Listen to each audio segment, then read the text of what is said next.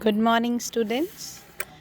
Today we shall be discussing an ode written by John Dryden, and it is titled as A Song for Saint Cecilia's Day. And the it was written in 1687. And first of all, this poem is an ode, a long lyric poem. And as you see, the title, A Song. So it's a song which is written in memory of Roman martyr Saint Cecilia, and who sacrificed her life for her country. And this particular song also, it celebrates the power of music, that how this creation itself took place from the when the music was heard from the sky. So there are literary allusions. There is reference to Pythagoras theory, and there is also reference to Book of Genesis. And this particular poem is written in 7 stanzas. So I'll just read out the first stanza for you. From harmony, from heavenly harmony, this universal frame began. So see the reference to the heavenly music which was heard from the sky, and the whole universe, which did not have any shape, any frame, it got its frame. So here the reference to the creation of the universe, and which took place when the music was heard from sky, when nature underneath a heap of jarring atoms lay and could not heave her head. So you see, there are so many figures of speech. Here you find personification, that this earth, this universe itself, it did not have any shape, but it could not heave her head. But when the heavenly music was heard, somewhere there were rivers, and somewhere there were gorges, somewhere there were, what you say, mountains. Okay, so there was no shape to this universe. So all the atoms were laid differently. So when the tuneful voice, when heavenly harmony was heard from sky, then arise you more than dead. Mark of interjection. That means this universe, which was like a dead person, it got its life, it got its shape. So then cold and hot and moist and dry, in order to their stations leap, and music's power obey. So this creation itself, it got its meaning, it got its frame when the heavenly music was heard from heaven and it obeyed. So you see personification.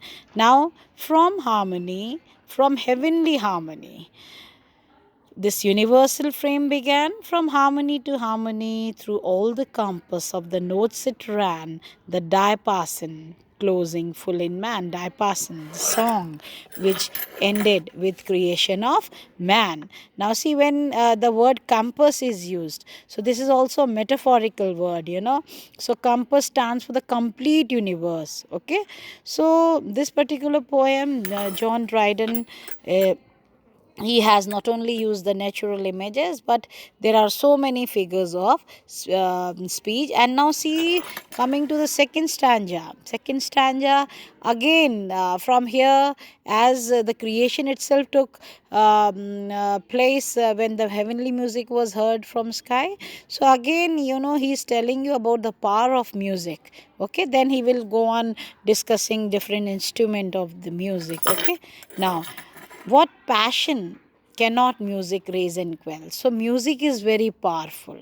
It can raise your emotions, it can pacify your emotions. So it has got a great power. When you are in a good mood, you generally hear the music which incites you, which excites you. And when you are feeling sad, then also you want to hear some songs which give you peace. So music has got a great power, either to what you say, console you, or to excite you. So that is the meaning. When Juba, the father of music, struck the chorded shell, his listening brother stood around, and wondering on their faces fell to worship that celestial sound. Now see, this particular poem is also having a great pictorial power. So you can imagine that Juba is playing his instrument, and suddenly his brother, they start worshipping, their celestial self, because they feel that some, godly power only could do that.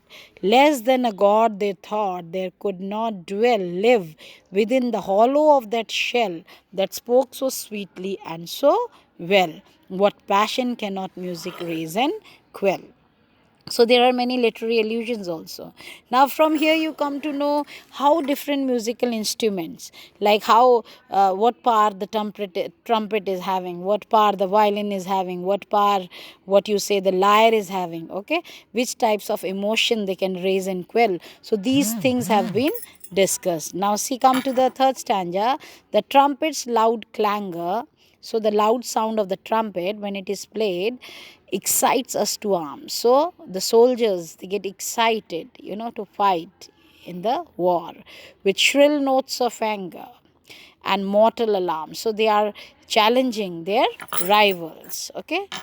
Now see, alliteration, the double double double beat. So it not only creates that music beat, but also there is a beautiful rhythm, there is an alliteration of the thundering drum cries, hark, listen, the foes come, our enemies come.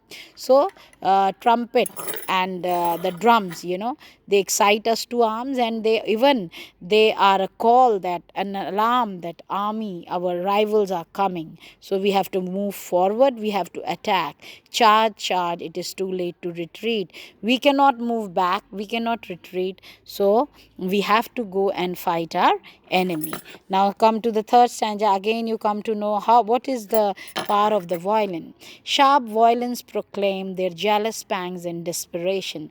Now there here stands for the lovers. So their pangs, their desires, their desperation, okay, loss of hope, everything, fury, frenetic indignation, depths of pains and heights of passion for the fair disdainful dame. What are their feelings for their, what you say, the beloved who is not reciprocating their love? So what is their pain? What is the height of passion?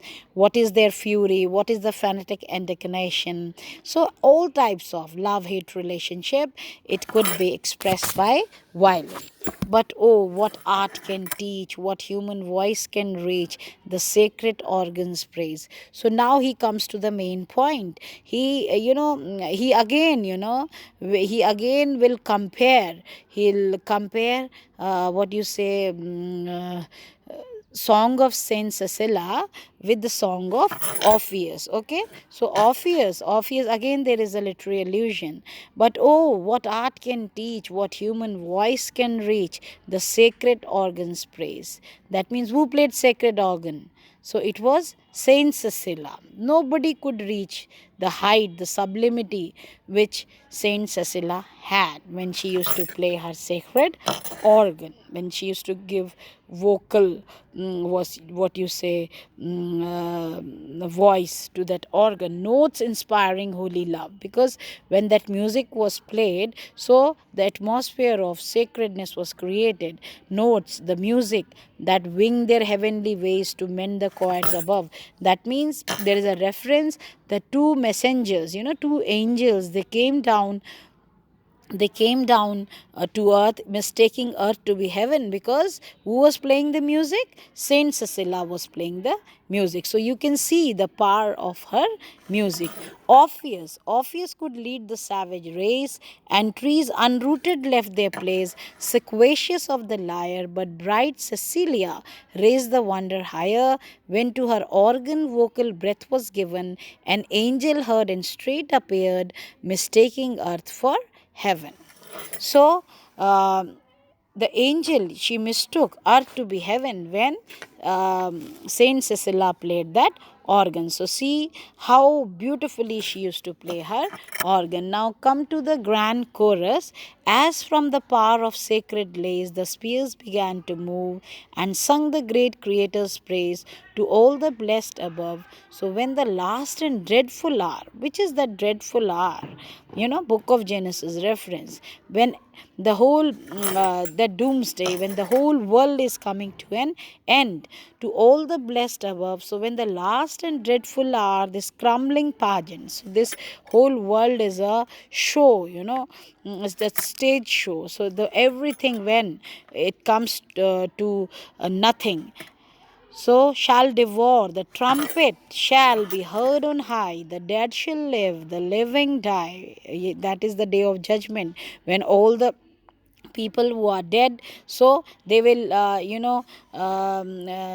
they will wake up from their graves, and the people they will be rewarded for their, what you say, for their good deeds, and the bodies who have done what something wrong, they will be punished. So that is the day of judgment, when all the dead bodies are supposed to wake up from their graves. So that is the day. The dead shall live, that is the reference. The dead shall live and the living die, and music shall untune the sky. So as this particular whole universe, it got its frame, it got its meaning when the heavenly music was heard from the sky. In the same way, when the music shall untune the sky, so everything is coming to an end. So students, you must have found this particular